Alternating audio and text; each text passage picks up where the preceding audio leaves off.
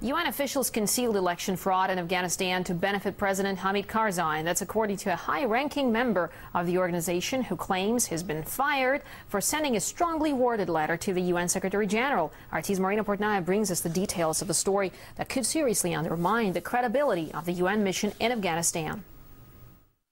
He wrote a letter to the United Nations Secretary General accusing his boss, saying that his boss, the top guy for the UN in Afghanistan, prevented UN officials from taking action during the election that would have helped prevent any fraud from taking place. He also accused the UN boss in Afghanistan of being biased towards Mr. Karzai. And this shines a big spotlight on Afghanistan, which, as I mentioned, remains very fragile, barely stable, and Mr. Galbraith subsequently did lose his job.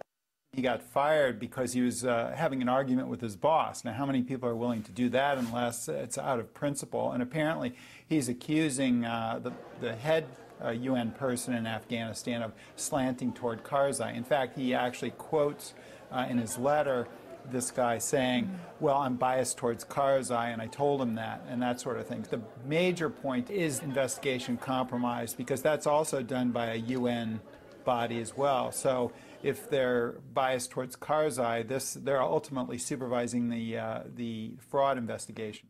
These new facts that have come out, or allegations, I should say, does not lend itself to the process speeding up anytime soon. If anything, it may slow it down, and it may only frustrate and add to the aggravations that already exist in Afghanistan.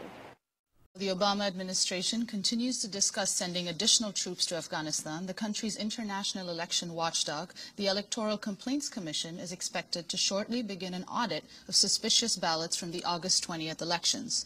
Initial results gave the incumbent Afghan President Hamid Karzai nearly 55% of the vote, but allegations of widespread fraud have delayed the final results. Last month, the United Nations-backed commission ordered a recount of 10% of ballot boxes after finding, quote, clear and convincing evidence of fraud. But the UN's legitimacy in Afghanistan has taken a serious beating. Last week, United Nations Secretary General Ban Ki-moon fired the top American diplomat at the UN shortly after the New York Times published excerpts of a scathing letter from Galbraith to Ban Ki-moon. Galbraith accused his boss at the UN mission in Afghanistan, Norwegian diplomat Kai Eide, of helping cover up electoral fraud and being biased in favor of Hamid Karzai. Sir Peter Galbraith in Bergen, Norway.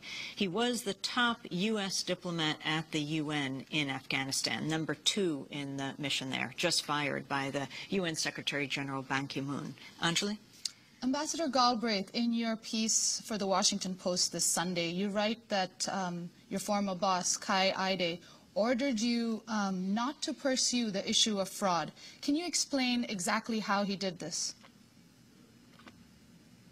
Well, Anjali, I covered that, and I'd be happy to go over it again. First, in advance of the election, when I was trying to reduce the number of the ghost polling stations, he ordered me to stop doing that after the Afghan ministers complained about it, although, of course, they were working for President Karzai, who would turn out to be the beneficiary of the fraud. At another stage in the process, we had collected very substantial data on fraud and turnout. This was done by the UN staff at considerable personal risk. Afghanistan is a dangerous place to operate. And then we wanted to do what our mandate is, which is to support the Afghan institutions, turn this evidence over to the Election Complaints Commission. He ordered the mission not to turn over the evidence, to sit on it. And then when the Independent Election Commission, which was really a pro-Karzai body, decided to abandon its safeguards, he objected when I intervened with them to try to get them to keep the safeguards. His argument is that that the UN Security Council resolution says that the United Nations should support Afghan institutions in a Afghan-run election, and therefore we shouldn't intervene. But in fact, of course, the mandate is to support not just elections, but free, fair, and transparent elections, not a fraudulent one. And it's, in my view, absurd to say that the international community doesn't have an interest in how these elections are conducted. First, taxpayers from the wealthy countries, and particularly the United States, paid for these elections. They cost over $300 million. So there's an obvious interest. But second, and even more important, these elections were a critical part of the political process in Afghanistan.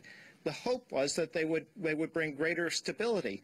They have now brought much greater instability. They've been the biggest strategic triumph for the Taliban since 2001. And with 100,000 troops there, of course, the United States and its NATO allies had a huge interest in that these elections be done properly. And frankly, the United Nations mission failed to do its job.